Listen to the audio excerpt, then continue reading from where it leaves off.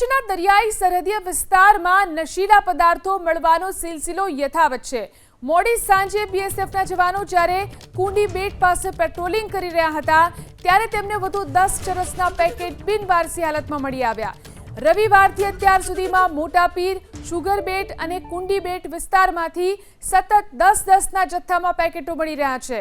હાલમાં દરિયો તોફાની હોવા છતાં સુરક્ષા એજન્સીઓએ ડ્રગ્સના નેટવર્કને તોડવા માટે સર્ચ ઓપરેશન વધુ સઘન બનાવ્યું છે।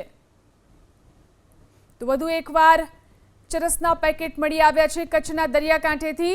રવિવારે મોટા પીર, સુગર બેટ પાસેથી પણ ચરસના પેકેટ મળ્યા।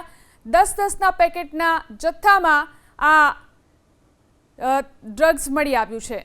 સુરક્ષા એજન્સીઓએ ડ્રગ્સના નેટવર્કને તોડવા માટે સર્ચ ઓપરેશન વધુ સઘન બનાવ્યું છે।